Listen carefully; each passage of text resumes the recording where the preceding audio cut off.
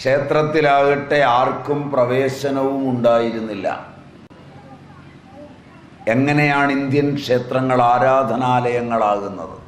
ശാസ്താക്ഷേത്രങ്ങൾ സ്ഥാപിക്കുന്നതിന്റെ ഉദ്ദേശ്യം പരശുരാമ മഹർഷി സ്വയം അയ്യപ്പസ്വാമിയോട് പറയുന്നതായിട്ടുള്ള ഐതിഹ്യം കൊട്ടാരത്തിൽ ശങ്കുണ്ണിയുടെ ഐതിഹ്യമാലയിൽ കാണാം. കേരളത്തിന്റെ രക്ഷയ്ക്കായിട്ട് ഹരിഹരപുത്രനായ സ്വാമിയുടെ വിഗ്രഹങ്ങൾ കിഴക്കേ അതിർത്തിയായ മലകളിലും പടിഞ്ഞാറേ അതിർത്തിയായ കടൽ തീരങ്ങളിലും പ്രതിഷ്ഠിച്ചു കഴിഞ്ഞിരിക്കുന്നു എന്ന വാർത്ത പാണ്ഡ്യരാജ്യത്ത് നിന്ന് പുറപ്പെട്ട് മലയാളത്തിന്റെ കിഴക്കേ അതിർത്തിയിൽ എത്തിയ അയ്യപ്പൻ പരശുരാമനിൽ നിന്ന് കേൾക്കുന്നു. തുടർന്ന് അയ്യപ്പനെ സന്ധിച്ചയിടത്തിൽ, അതായത് ശബരി താമസിച്ചു തപസ് ചെയ്ത് മോക്ഷത്തെ പ്രാപിച്ച ശബരി ഒരു ദിവ്യ വിഗ്രഹം പ്രതിഷ്ഠിക്കാനുള്ള ഉദ്ദേശ്യവും പരശുരാമൻ അയ്യപ്പസ്വാമിയെ അറിയിക്കുന്നു. പ്രകാരം കേരളത്തിൽ അയ്യപ്പന്റെ ഐതിഹ്യം കേരള സൃഷ്ടാവായ പരശുരാമനുമായി ഇഴപിരിയാതെ കിടക്കുന്നതായി നമ്മൾക്ക് ശ്രദ്ധിക്കുവാൻ സാധിക്കും. പരശുരാമൻ മഴുവെറിഞ്ഞ് നേടിയതാണ് കേരളം എന്നാണല്ലോ ഐതിഹ്യം. ഗോകർണത്ത് നിന്ന് തെക്കോട്ട് നോക്കി കടലിൽ അദ്ദേഹം കോടാലി എറിഞ്ഞപ്പോൾ പൊങ്ങി വന്നതാണ് കേരളമെന്ന ഭൂപ്രദേശം എന്ന ഭാവന മലയാളി മനസ്സിൽ ഇന്നും മായാതെ നിൽക്കുന്നു.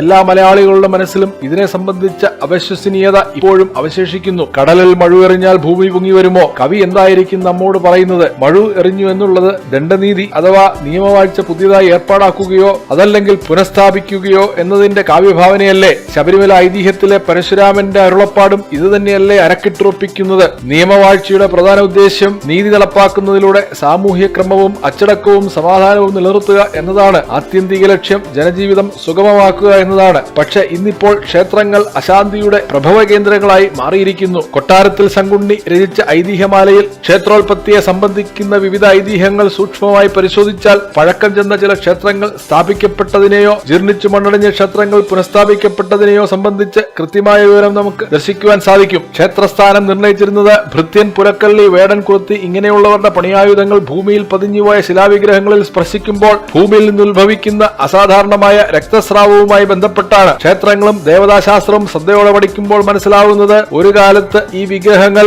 നിന്നിരുന്ന സ്ഥാനത്തെ ചുറ്റിപ്പറ്റി ക്രമപരമായി നിയമങ്ങൾ പാലിച്ചു പോന്നിരുന്ന സംസ്കാരമുള്ള ഒരു സമൂഹം നിലനിന്നിരുന്നു എന്നാണ്. കോട്ടയം തിരുനക്കര ക്ഷേത്രം, കൊല്ലം മണ്ണടിക്കാവ്, കോട്ടയം പാമ്പാടി വെന്നിമല ക്ഷേത്രം, ചെങ്ങന്നൂർ ക്ഷേത്രം, ഈ ക്ഷേത്രങ്ങളുടെ ഐതിഹ്യം പരിശോധിച്ചാൽ ഇത് മനസ്സിലാകും. ക്ഷേത്രങ്ങൾ സ്ഥാപിക്കപ്പെട്ടിരുന്നത് രാഷ്ട്രനിർമ്മാണത്തിനും ഭൂമിയിൽ പണി ചെയ്തും മറ്റു തൊഴിൽ ചെയ്തും കിട്ടുന്ന വിഭവങ്ങൾ യജ്ഞശിഷ്ടമായി നിയമവ്യവസ്ഥയിലൂടെ പ്രജകൾ അനുഭവിക്കുന്നതിന് വേണ്ടിയാണെന്നും ക്ഷേത്രങ്ങളെ സംബന്ധിച്ച ഐതിഹ്യങ്ങൾ കാട്ടിത്തരുന്നു. ഈ സത്യം മറ്റു രണ്ട് സത്യങ്ങളിലേക്ക് കൂടി വിരൽ ചൂണ്ടുന്നു. ഒന്ന്, കേരളത്തിലെ പഴയ ക്ഷേത്രങ്ങൾ സമൂഹ ആരാധനയ്ക്ക് വേണ്ടി നിർമ്മിക്കപ്പെട്ടവയായിരുന്നില്ല. രണ്ട്, സെമറ്റിക് മതങ്ങളുമായിട്ടുള്ള മാത്സര്യത്തിൽ നിന്ന് ഉരുത്തിരിഞ്ഞതാണ് ഇന്നിപ്പോൾ ക്ഷേത്രങ്ങളിൽ കാണുന്ന സമൂഹ ആരാധന. ഭൂമിയുടെ ഉടമസ്ഥാവകാശത്തെ സംബന്ധിച്ചുള്ള പരമ്പരാഗതമായ കാഴ്ചപ്പാടുകളും അതിന് പ്രകാരമുള്ള സാമൂഹ്യ തൊഴിൽ ജീവിതക്രമങ്ങളുമായിരുന്നു ഖജാനകളായി വർത്തിച്ചിരുന്ന ക്ഷേത്രങ്ങളിൽ പൊതുസമൂഹത്തിന് പ്രവേശനം നിഷേധിക്കുവാൻ കാരണം. രാജാവിന് പോലും സ്വകാര്യ സ്വത്തില്ലാത്ത ഒരു നാടായിരുന്നു കേരളം എന്നോർക്കണം. തുടർന്ന് സ്വാമി നിർമ്മലാനന്ദഗിരി മഹാരാജിന്റെ ഈ വീഡിയോ ക്ലിപ്പുകൾ കാണുക.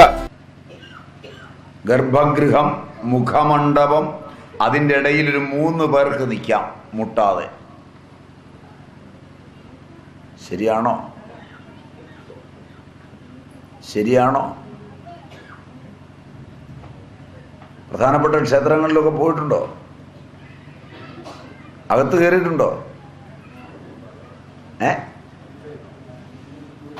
ഞാൻ പറഞ്ഞത് ശരിയാണോ? അതിനിപ്പുറത്തേക്ക് വന്നാൽ വലിയൊരു ബലിക്കല്ലാണ്. അത് മുഖമണ്ഡപത്തെ മറച്ചു നിൽക്കുമ്പോൾ അതിനിപ്പുറത്തു നിന്നൊന്നും കാണാൻ പറ്റൂല. വിഗ്രഹങ്ങ് മുകളിലായിരിക്കുന്നത്. മുൻവശത്തുള്ള മുഖമണ്ഡപത്തിൻ്റെ ഓട് ഇതിനെ മറയ്ക്കുകയും ചെയ്യും. എന്തു തരം ആരാധന നടന്നിരുന്നു? ക്ഷേത്രത്തിലാകട്ടെ ആർക്കും പ്രവേശനവും ഉണ്ടായിരുന്നില്ല.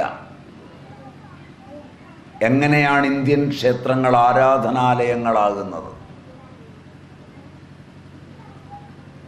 സമറ്റിക് മതങ്ങളുടെ വികാസത്തിൽ അവരെ കണ്ടുപിടിക്കുകയും രാജവിളംബരം വരികയും ആരാധനയ്ക്കായി തുറക്കുകയും പുതിയ തന്ത്രാഗമങ്ങൾ രൂപപ്പെടുകയും ചെയ്യുകയാണ് ചെയ്തത്. ഇന്ത്യൻ ക്ഷേത്രങ്ങളെല്ലാം ആ ഗ്രാമത്തിൻ്റെ, ആ നഗരത്തിൻ്റെ, ആ രാജ്യത്തിൻ്റെ മുഴുവൻ ജനതയെയും പ്രതിനിധീകരിക്കുന്ന ഒരു ദേവതയുടെ ഇരിപ്പിടവും ഖജാനയും ഭണ്ഡാകാരവും ആയിരുന്നു. അതുകൊണ്ടാണ് ഭണ്ഡാരം വകപ്പാട്ടം. അവിടെയാണ് എല്ലാ സ്വത്തും സൂക്ഷിച്ചിരുന്നത്. സംരക്ഷിക്കാൻ ആള് വേണ്ട. ഇന്നലെ വരെ ശ്രീപത്മനാഭസ്വാമി ക്ഷേത്രത്തിൻ്റെ മുമ്പിൽ പട്ടാളം വേണ്ട, പോലീസ് വേണ്ട. ഇപ്പോൾ അതെടുത്തെണ്ണാൻ പട്ടാളവും പോലീസും വേണം. നിങ്ങൾ ആലോചിച്ചാൽ മതി.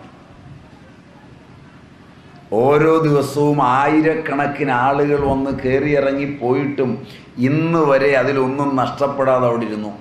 ഇനി എണ്ണിയാലും തിട്ടപ്പെടുത്തിയാലും ഓരോന്നോരോന്നും നഷ്ടപ്പെടും. ട്രൂ. അപ്പൊ എങ്ങനെയാണ് ഇന്ത്യൻ ജനത ഇതിനെ നയിച്ചത്? രാവിലെ പട്ടിണിക്കിരുന്ന് 11 മണി വരെ പൂജ ചെയ്യുന്ന, വയറ് നട്ടെല്ലിനോട് മത്സരിക്കുന്ന ഒരു പാവം പിടിച്ച നമ്പൂതിരിയെ ചുമതലയേൽപ്പിച്ച് പൂജയും ചെയ്ത് കടന്നു പോകുമ്പോൾ നാടിൻ്റെ സ്വത്ത് മുഴുവൻ കൃത്യമായി ടാക്സായി, നികുതിയായി അമ്പലത്തിൽ വന്ന് സൂക്ഷിച്ചു വെച്ച് ആ നാടിന് ദാരിദ്ര്യം വരുമ്പോൾ ഉപയോഗിക്കാമെന്ന് വരികയും ആ പണമെല്ലാം പട്ടാളങ്ങളെയോ പോലീസിനെയോ തീറ്റിപ്പോറ്റാതിരിക്കുകയും പണിയെടുത്ത് മനുഷ്യൻ ജീവിക്കുകയും ചെയ്ത ഒരു രാജ്യത്തിൻ്റെ ഭാഗധേയം ഈ ചരിത്രത്തിന് പിന്നിലുണ്ടെന്ന് നമുക്കറിയാൻ വയ്യാത്ത വിധം വികലമായി നമ്മെ ചരിത്രം പഠിപ്പിച്ചു കഴിഞ്ഞു. കലാലയങ്ങളിൽ പഠിക്കുകയും ചെയ്യുന്ന കേരള ചരിത്രം അപൂർണവും അർത്ഥസത്യവും അസത്യവും സ്ഫുരിക്കുന്നതാണെന്ന് സ്വാമിജി നമ്മെ ഓർമ്മിപ്പിക്കുന്നു. അദ്ദേഹം തുടർന്ന് പറയുന്നു, അതുകൊണ്ട് നമ്മുടെ ക്ഷേത്രങ്ങളൊന്നും എല്ലാവർക്കും ആരാധിക്കുവാൻ ഉള്ളവയായിരുന്നില്ല. 1930 വരെ, അതുവരെ സാമൂഹിക അവബോധത്തിന്റെ അത്യുച്ചയിലെത്തിയ ഉന്നതന്മാർ മാത്രമാണ് ക്ഷേത്രത്തിൽ പെരുമാറിയത്. പല ക്ഷേത്രങ്ങളിലെയും എത്തിപ്പെടാനുള്ള വഴികൾ വളരെ ഇടുങ്ങിയവയാണ്. ഇവയൊക്കെ പൊളിച്ചുപണിത ക്ഷേത്രങ്ങളിൽ എത്തിപ്പെടുന്ന ഏതെങ്കിലും പാശ്ചാത്യൻ 3/4 മണിക്കൂർ കൊണ്ട് ക്ഷേത്രത്തിനകത്ത് ഒരു ഓട്ടപ്രദർശനം നടത്തി തിരിച്ചുപോയി ഇംഗ്ലീഷിൽ എഴുതിയ പുസ്തകം വായിച്ചു പഠിക്കുന്ന ഭാരതത്തിന്റെ ചരിത്രകാരന്മാർ. ഇവർ പഠിപ്പിച്ചത് മുഴുവൻ വിഴുങ്ങി ജീവിക്കുന്ന ആധുനിക തലമുറയ്ക്ക് ഒന്ന് ചിന്തിക്കാൻ ബുദ്ധിയുണ്ടെങ്കിൽ തുറന്നൊന്ന് ചിന്തിക്ക്. എന്തായിരുന്നു ക്ഷേത്രം? പുസ്തകം ക്ഷേത്രരഹസ്യവും ദേവതകളും, എഴുതിയത് സ്വാമി നിർമ്മലാനന്ദഗിരി, പേജ് 22. ഈ വിവാദവുമായി ബന്ധപ്പെട്ട് 2 ചോദ്യങ്ങൾ ഉയർന്നു വരുന്നു. 1. സ്ത്രീകളുമായി ബന്ധപ്പെട്ടുള്ള ശബരിമല വിവാദം ഹിന്ദുക്കളെ വിഭജിക്കുവാൻ ഉള്ള ഒരു ഗൂഢനീക്കമാണോ? 2. നവോത്ഥാനത്തിന്റെ വിജയമായി കൊട്ടിഘോഷിക്കപ്പെട്ട ക്ഷേത്രപ്രവേശന വിളംബരം കേരള സമൂഹത്തിന് ഗുണം ചെയ്തുവോ? 2 ഉത്തരങ്ങളും അല്ല എന്നാണ്.